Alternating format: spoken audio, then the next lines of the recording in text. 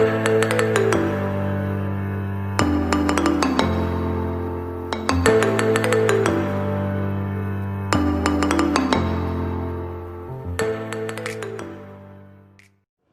Everyone, this is RG. Welcome back to our YouTube channel. So हम basically पढ़ रहे हैं chapter number 5 gaseous state and हम अपने सारे लॉस खत्म कर चुके हैं। फाइन। सो आज के हमारे लेक्चर में हम लोग पढ़ने वाले हैं केटीजी। बहुत ही ज्यादा इंपॉर्टेंट टॉपिक है, kinetic theory of gases. Fine.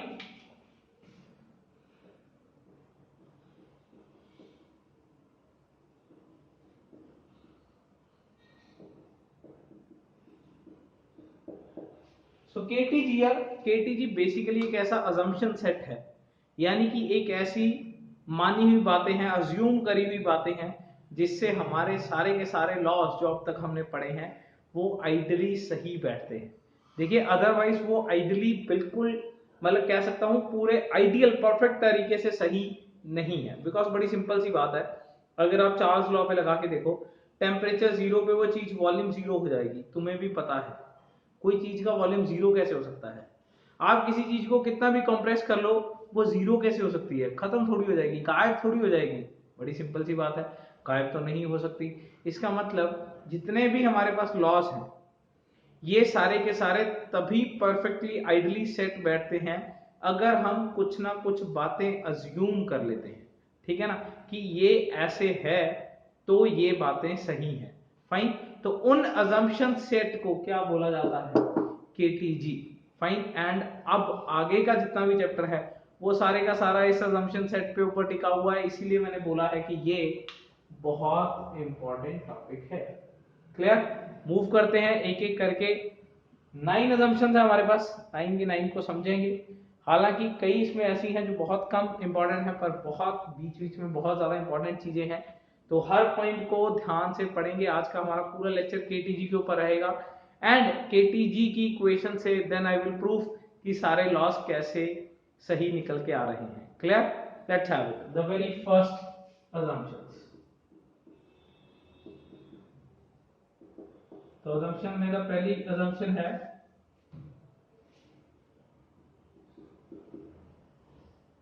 all the gases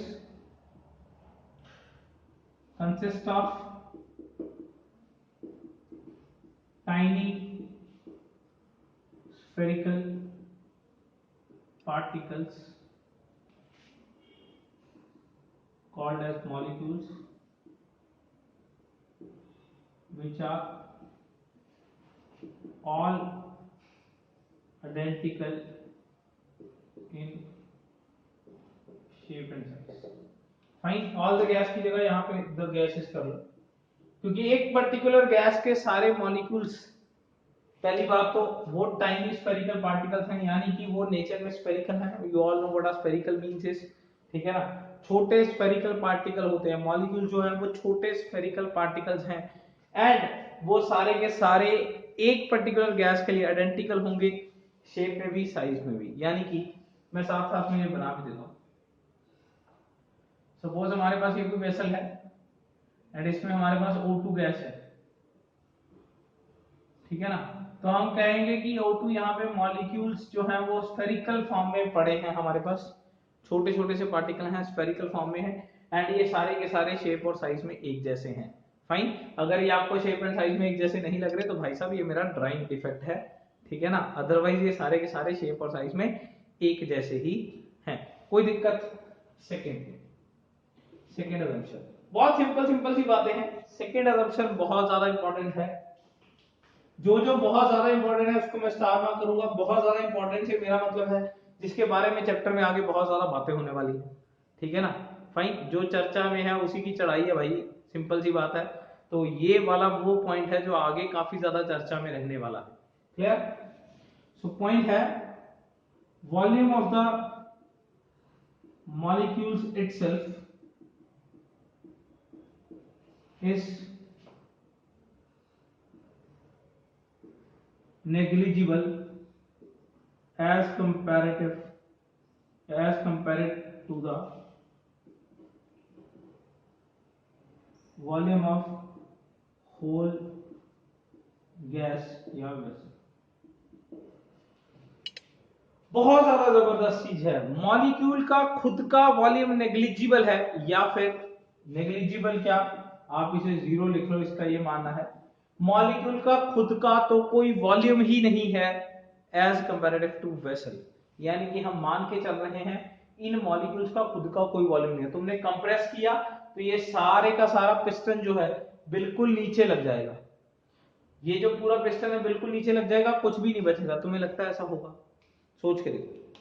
suppose मैं एक गैस मॉलिक्यूल हूं, है ना, हम पांचों छह लोग जो है वो एक गैस मॉलिक्यूल्स हैं, ये दीवारें हैं, दीवारें एक दूसरे के पास आनी स्टार्ट हुई, क्या तुम्हें लगता है कि सारी दीवारें एक दूसरे के बिल्कुल साथ लग जाएंगी?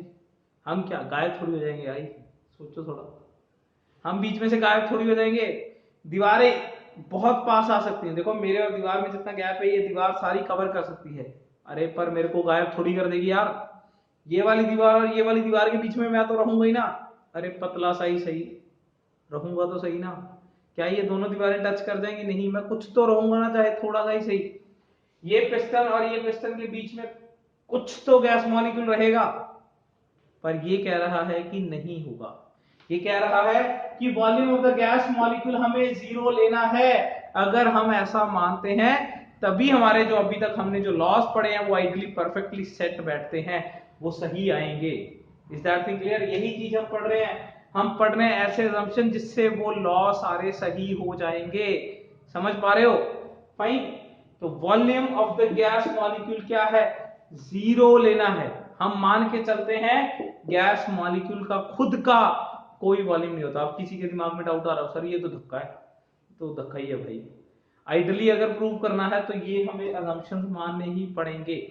हालांकि एक पूरा पूरा चैप्टर है जिसका नाम है रियल गैसेस, जिसमें हम ये बात पढ़ेंगे कि अगर हम इस assumption को नहीं मानते तो फिर हमारी जो आइडियल गैस इक्वेशन बन के आई, आपके पास पीवी इक्वल टू एनआरटी हमारी आइडियल गैस इक्वेशन है, उसमें क्या बदलाव आ जाएगा वो एक अलग चैप्टर है, एक अलग मतलब कह सकता हूं कनेक्शन है। पर अब तक जो हमारे पास इस चैप्टर में हमने पढ़ा है कि ये जो आइडियल गैस इक्वेशन हमारे पास पीवी इक्वल टू एनआरटी आई है वो तब ही सही है अगर हम इन assumptions को सही मानते हैं। और ये assumption ये बात कहती है कि इन गैस मॉलिक्यूल्स का खुद का कोई वॉल्यूम नहीं है। क्लियर? कोई दिक्कत?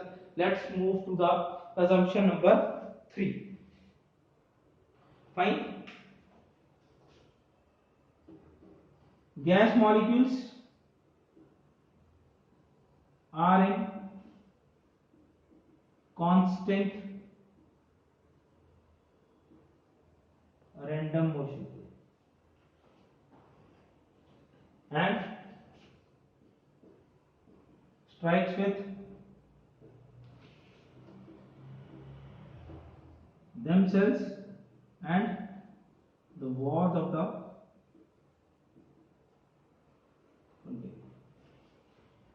जितने भी मॉलिक्यूल्स हैं ये कंप्लीटली रैंडम मोशन में है, कोई किधर घूम रहा है कोई किधर घूम रहा है, हाँ, जिसे जिगजैग मोशन बोलते हैं, हमने क्लास 9th में पढ़ते हैं हम लोग ये बात। Molecules are in a constant random motion, ये मॉलिक्यूल्स कांस्टेंट रैंडम मोशन में घूम रहे हैं एंड वो स्ट्राइक कर रहे हैं, स्ट्राइक्स विद देमसेल्व्स, यानी कि आपस में एक दूसरे के साथ स्ट्राइक कर रहे हैं एंड वो वॉल्स ऑफ द कंटेनर के साथ स्ट्राइक कर रहे हैं।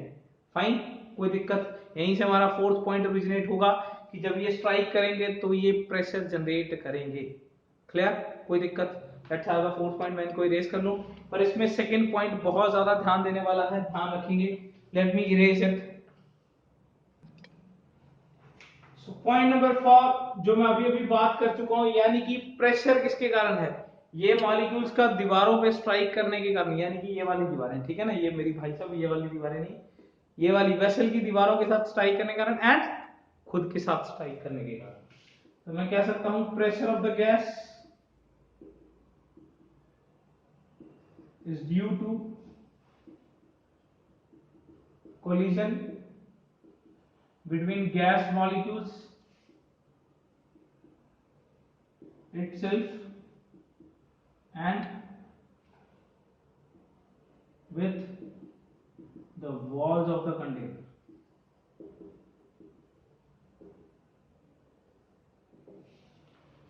फाइन। गैस का प्रेशर इस वजह से है ये स्ट्राइक, अरे बड़ी सिंपल सी बात है यार, मैंने आपको कल भी बताया था एग्जांपल में, जब हम पार्शियल प्रेशर्स का एग्जांपल पढ़ रहे थे, भाई आपको एक कमरे में बंद कर दिया, ठीक है ना, तो अब आप गेट खुलवाने के लिए दया बन रहे हो ना, पूरा स्ट्राइक कर रहे हो दीवारों पे, मतलब दीवार पे तो टक्कर मार के क्या करोगे, फोड़ तो दोगे नहीं। सपोज गेट पे स्ट्राइक कर रहे हो, तो जितना आप प्रेशर जनरेट कर रहे हो, जितना आप स्ट्राइक कर रहे हो, उतना उसके ऊपर प्रेशर जनरेट हो रहा है। क्लियर? वही चीज है, ये गैस मॉलिक्यूल्स इन दीवारों पे जितना स्ट्राइक करेंगे वो प्रेशर जनरेट करेंगे। आप पॉपकॉर्न की एग्जांपल सोचिए, प्रेशर कुकर में पॉपकॉर्न है, स्ट्राइक कर रहे हैं दीवारों पे, वो बता रहे हैं कि कितना प्रेशर फील कर रहे हैं वो, ठीक है ना। So the pressure is due to their collision, खुद के बीच में भी एंड दीवारों के साथ स्ट्राइक करने के कारण भी। Clear? Next, all the collisions are elastic in nature. Fine, आपने फिजिक्स में पढ़ा होगा what is elastic collision. Elastic collision का मतलब होता है जिसमें कोई एनर्जी लॉस नहीं होता, यानी कि there is no energy loss in this collision. अगर किसी को एनर्जी लॉस नहीं समझ आया तो वो भी समझा देता हूं मैं। सपोज आपने एक बॉल ली, ठीक है ना, एंड सामने दीवार पे स्ट्राइक करी, क्या होगा? फाइन, जितनी एनर्जी से आपने करी, क्या वो उतनी एनर्जी से वापस आएगी? नहीं आएगी, बिकॉज जब आपने वो करी, दीवार और बॉल के साथ जब स्ट्राइक हुआ, तो बेसिकली कुछ एनर्जी लॉस हो गया। उस एनर्जी लॉस के कारण अब जो बॉल है वो रिलेटिवली स्लो आएगी, ठीक है ना। फाइन, इसमें ऐसा कुछ नहीं है, जितनी स्पीड से ये मॉलिक्यूल इधर जा रहा है, टक्कर खा के उतनी स्पीड से वापस आ जाएगा। Clear? Because there is no energy loss. कोई दिक्कत? मतलब मैं बड़ी सिंपल सी बात कह रहा हूँ, सपोज मैंने बॉल फेंकी और वो धीरे धीरे जाते जाते स्लो होती जाती है ना, ठीक है ना। वैसे भी आज यार, आज से आईपीएल स्टार्ट है, थोड़ा सा ध्यान रखिए, क्रिकेट की एग्जांपल आएंगे ज्यादा दिमाग में, ठीक है ना। तो आपने बॉल फेंकी तो वो धीरे धीरे होते हुए स्लो हो रही है, क्यों? क्योंकि जैसे जैसे वो एक फ्रिक्शन में आ रही है, सरफेस के, धरती के फ्रिक्शन में आ रही है, वो एनर्जी लॉस कर रही है एंड वो धीरे धीरे करके रुक जाएगी। मैं कह रहा हूं यहाँ पे ऐसा कुछ नहीं होगा। मॉलिक्यूल खुद के साथ टक्कर खा ले, यार मैं भागता हुआ जा रहा हूं, सामने से किसी ने मेरे साथ टक्कर मारी, मैं रुक जाऊंगा ना, क्यों? क्योंकि एनर्जी लॉस हुआ, मैं जो भाग रहा था मेरी एनर्जी लॉस हो गया एकदम से टक्कर खाने के कारण। यहाँ ऐसा कुछ नहीं है, जैसे आपने टक्कर खाई आप उतनी तरह से मतलब रिबाउंड बैक जाते हो, वापस जाते हो। फाइन, बिकॉज यहाँ पे कोई एनर्जी लॉस नहीं है, there is no energy loss. कोई दिक्कत? There is no energy loss in this particular collision, कोई भी दिक्कत? फाइन, नाउ मूव करते हैं पॉइंट नंबर 6 पे। I think this is elastic collision का पॉइंट क्लियर है। पॉइंट नंबर 6, देयर इज, ये बहुत इंपॉर्टेंट पॉइंट है। फाइन, समझ रहे हो ना, पॉइंट इंपॉर्टेंट मतलब जिनकी आगे बातें होने वाली। There is no intermolecular forces of attractions and repulsions। Because यहां पे मैंने इंटरमॉलिक्यूल लिख रखा है, यानी कि मैं कह सकता हूं विद मॉलिक्यूल्स, आपस में, विद इन द मॉलिक्यूल्स। यार मॉलिक्यूल्स की आपस में कोई अट्रैक्टिव या रिपल्सिव फोर्सेस नहीं है। धक्का, जबरदस्त धक्का, पर मानना पड़ेगा क्योंकि हमने यहाँ पे क्या लिखा है, assumptions। हम ये बातें मानेंगे सच that PV is equal to NRT सही प्रूव हो जाए, ठीक है ना। क्या बात है, ये बहुत जबरदस्त धक्का, तभी मैंने स्टार मार्क किया है। वो भी धक्का था, आपने बोला मेरा वॉल्यूम ही नहीं है भाई, ये दीवारें आएंगी और मैं बीच में से गायब हो जाऊंगा, ठीक है ना, मतलब इनका वॉल्यूम ही नहीं है, ये भी बहुत धक्का था, तब हमने उसे स्टार मार्क किया था, ये भी बहुत धक्का है। कोई मॉलिक्यूल, कोई गैसियस मॉलिक्यूल किसी को भी अट्रैक्ट नहीं कर रहा, दूसरे मॉलिक्यूल के साथ उसका कोई अट्रैक्शन ही नहीं है। मतलब हम बेवकूफ हैं जिन्होंने पूरा फोर्थ चैप्टर पढ़ा कि भाई ये मॉलिक्यूल इसको ये फोर्सेस लगा रहा है, ये खींच रहा है, ये ऐसे कर रहा है। ये कह रहा है कोई गैस मॉलिक्यूल दूसरे गैस मॉलिक्यूल के ऊपर कोई फोर्सेस ऑफ अट्रैक्शन नहीं लगा रहा है, ना खींच रहा है, ना रिपल्शन कर रहा है। There is no inter particle forces of attraction and repulsion in the molecules. Molecules के बीच में आपस में कोई अट्रैक्शन, कोई रिपल्शन फोर्सेस नहीं है। ये बातें हमें माननी पड़ेंगी अगर हमें आइडियल गैस इक्वेशन को सही करना है। अगर हम ये बातें नहीं मानेंगे, डोंट वरी, हम नहीं मानेंगे। अगले चैप्टर में, अगले कनेक्शन में जब हम रियल गैसेस पढ़ेंगे तब हम ये बातें निगलेक्ट करके चलेंगे एंड नई इक्वेशन बनाएंगे। हम पीवी इक्वल टू एनआरटी के अलावा एक इक्वेशन बनाएंगे जिसमें हम ये बातें नहीं मानेंगे, पर आज ये माननी पड़ेंगी। Clear, fine. So this is assumption number 6। Let's move to the next assumption। इनमें एग्जांपल, ये assumption नंबर 6 सबसे ज्यादा इंपॉर्टेंट assumption है। Fine, let's move to the next assumption। Point number 7, Newton's law of motion या laws of motions are applicable on gas molecules। भाई Newton के law of motion पता है ना, Newton first law second law, सबसे ज्यादा तंग करने वाला सब्जेक्ट यार, समझो यार। न्यूटन के लॉ ऑफ मोशन जो है वो सारे के सारे एप्लीकेबल हैं गैस मॉलिक्यूल्स के ऊपर, यानी कि वही एक्शन रिएक्शन ये सब कुछ आप यहाँ पे लगा सकते हो कि ये इधर जाएगा तो ये वापस आ जाएगा, ठीक है ना। फाइन, न्यूटन के सारे लॉस लगते हैं, पर एक बहुत जबरदस्त चीज बताता हूं। Point number 1,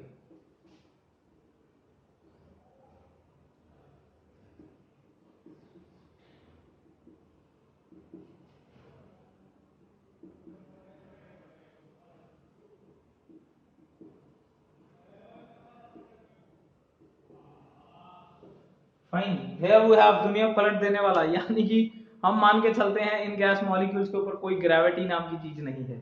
there is no effect of gravity on the gas molecules. Fine, effect of gravity is negligible, या फिर कह सकता हूं there is no effect of gravity. भाई मतलब बदल देंगे दुनिया, ठीक है ना। मतलब अजम्पशन लेनी है, मतलब इतने जबरदस्त तरीके से लेनी है कि कुछ सोचना ही नहीं है, बस कुछ भी ले लो, वैसा वाला हाल कर रखा है। हम मान के चलते हैं इन गैस मॉलिक्यूल्स के ऊपर ग्रेविटी नामक कोई चीज नहीं होती, ठीक है ना।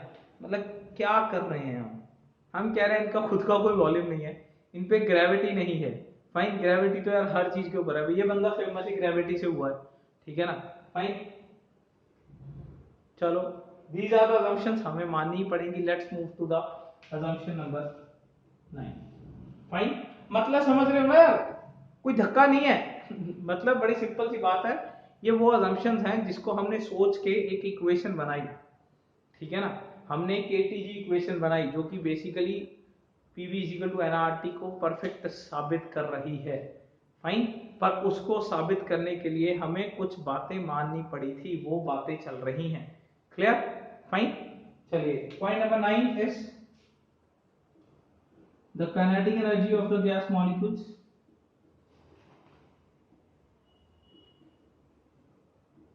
is directly proportional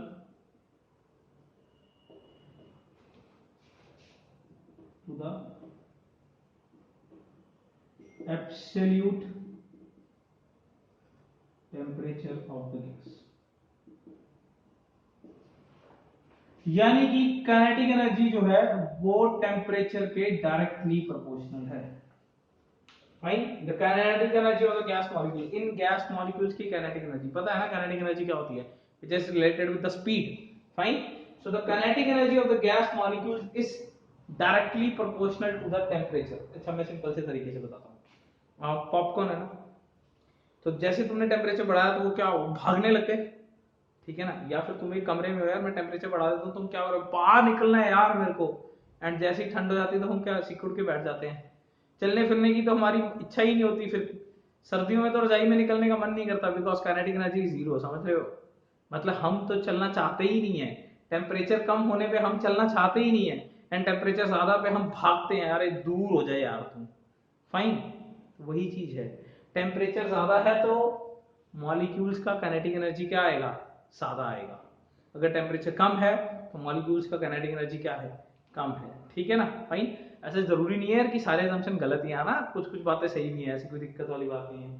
fine, so the kinetic energy of the gas molecules temperature के एब्सोल्यूट, अच्छा यहाँ पे एब्सोल्यूट टेम्परेचर का मतलब है टेम्परेचर इन केल्विन्स, ठीक है ना। एब्सोल्यूट टेम्परेचर का मतलब है temperature in kelvins. So kinetic energy है जो गैस मॉलिक्यूल्स की, वो टेम्परेचर के डायरेक्टली प्रोपोर्शनल है। Fine, this can be written in this form also,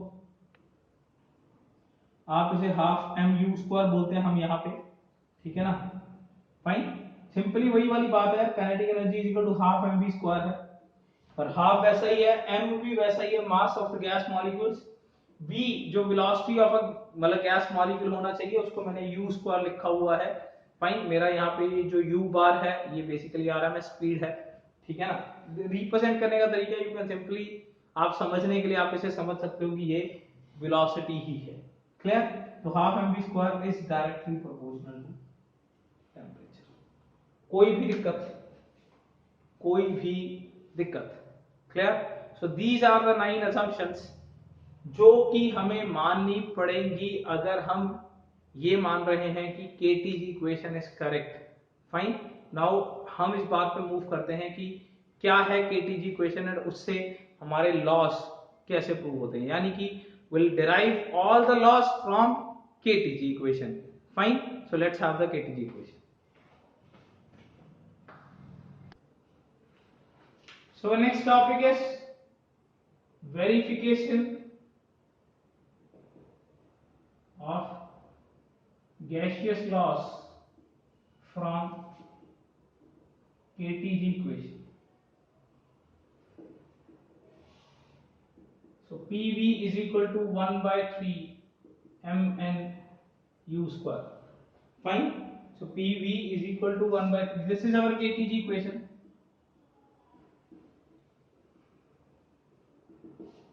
fine, मैंने पूरी की पूरी केटीजी इक्वेशन एक अलग लेक्चर में डिराइव कर रखी है, ठीक है ना। डेरिवेशन आप करना चाहते हैं तो कर सकते हैं, जैसी आपकी इच्छा है, ठीक है ना। हालांकि कहीं भी पूछी नहीं जाएगी डेरिवेशन, तो उन अजम्पशंस को मान के, जो हमने 9 अजम्पशंस पढ़े हैं उनको मान के एक केटीजी इक्वेशन जो है वो पूरी की पूरी डिराइव करी जाती है। मैं यहाँ पे डायरेक्टली ले रहा हूँ, this is my KTG equation. आप डेरिवेशन के लिए अगला लेक्चर पढ़ सकते हैं। सो केटीजी इक्वेशन से मैं सारे के सारे गैसियस लॉस डिराइव करने वाला हूं। PV is equal to 1 by 3 mnu square, ठीक है ना। P is pressure, V is volume, 1 by 3 है, m is mass, n is number of molecules, u square है, मैं पहले ही बता चुका हूं आपको, स्पीड के साथ रिलेटेड, यानी कि हमारी आरएमएस यानी कि रूट मीन स्क्वायर स्पीड है, ठीक है ना। You can simply take it as speed. फिलहाल के लिए आप इसे स्पीड समझ सकते हैं, ठीक है ना। फाइन, इसका पूरे का पूरा डेरिवेशन उन 9 assumptions को मान के कैसे किया गया है ये अलग हमारे पास अवेलेबल है। फाइन, अब हम यहाँ पे मूव करते हैं। इसके अलावा हमें ये बात पता है फ्रॉम द 9th पोस्टुलेट, जो अभी तक हमने पोस्टुलेट पढ़े थे उसमें हमने ये पढ़ा 1 by 2 mn u square is directly proportional to T। पता है ना सबको, ये 9th पोस्टुलेट में हमने पढ़ा था kinetic energy is directly proportional to temperature.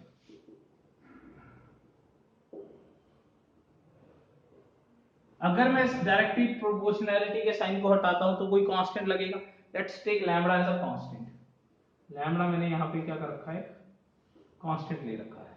So this is nothing, कुछ भी ज्यादा दिक्कत वाली बात नहीं, ये आपको यहां तक पता था, ये मैंने यहां पे लैम्बडा टी लिख लिया है। फाइन, अब मैं इसको थोड़ा सा सही करता हूं। देखिए PV is equal to 2 by 3 1 by 2, क्या किया, कुछ नहीं किया, 2 से मल्टीप्लाई किया, 2 से डिवाइड किया, m n u स्क्वायर, कोई दिक्कत। Fine, PV is equal to 2 by 3, मैं n यहां कर लेता हूं, हाफ m u स्क्वायर यहां कर देता हूं, ये n निकाल के आगे कर दिया, हाफ m u स्क्वायर, सिर्फ इतना सा काम किया, कोई दिक्कत? देखो कोई भी दिक्कत? फाइन, चलिए अब ये वाली चीज को यहां से सब्स्टिट्यूट करा देता हूं। PV is equal to 2 by 3 n lambda T, कोई दिक्कत? एक और फॉर्म में बना लिया, केटीजी इक्वेशन ही है, वही केटीजी इक्वेशन एक और तरीके में लिख ली, कोई दिक्कत? कोई भी दिक्कत? n नंबर ऑफ मॉलिक्यूल्स हैं, n नंबर ऑफ मॉलिक्यूल्स हैं,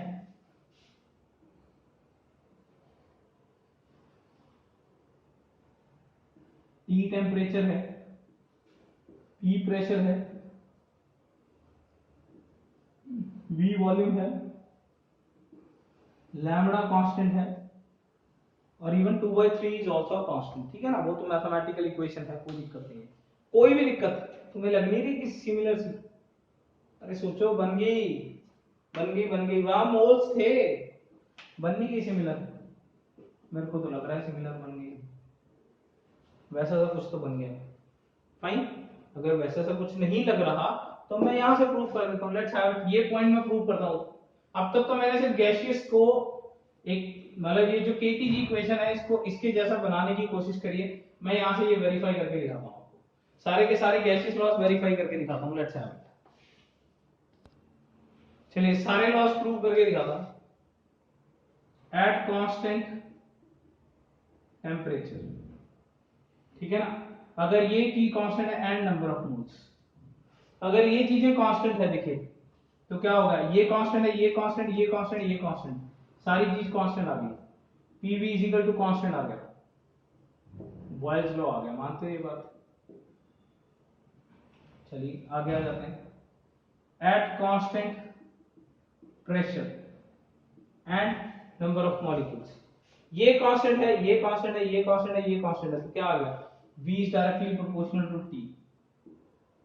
देखो चार्ल्स लॉ आ गया, आया कि नहीं? और कर लेते हैं। At constant volume and number of moles, या नंबर ऑफ मॉलिक्यूल्स है यहाँ पे, बड़ा है यहाँ पे नंबर ऑफ मॉलिक्यूल्स है, ठीक है ना, लॉजिक इसको भी कर लेते हैं। देखो V और N उड़ाना है, ये कांस्टेंट है, ये कांस्टेंट है, ये कांस्टेंट है, ये कांस्टेंट है, P is directly proportional to T। आ गया ना गिब्स लॉ।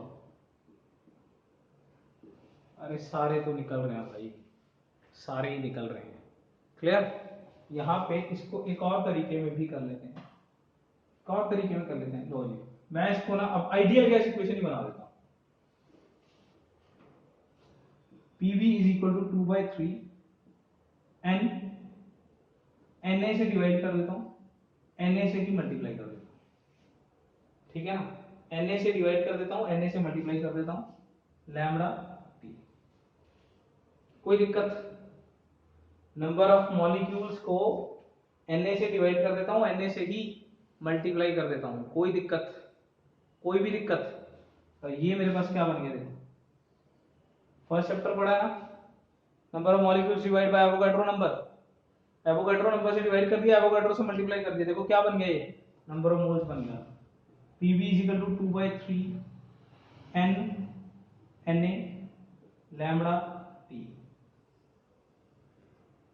फाइन, मैं थोड़ी सी जगह बना लूं, लो जगह बना लेते हैं। PV is equal to 2/3 N Na lambda T, यही है ना, PV is equal to N 2/3 Na lambda T। कोई दिक्कत? देख लो, कुछ नहीं किया, इस N को निकाल के आगे किया है, 2/3 Na पीछे किया है बस। PV is equal to nRT, where R is equal to 2/3 Na। कोई भी दिक्कत? या फिर हम कह सकते हैं lambda is equal to 3R/2।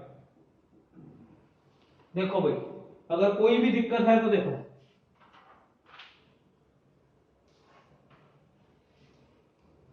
कोई भी दिक्कत है तो देखो, ये हमारे पास नया रिलेशन बन गया है लैम्बडा की फॉर्म में। अच्छा, इसको ऐसे भी लिखा जाता है, lambda is equal to 3/2 K। K पता है किसको बोलते हैं? Boltzmann constant.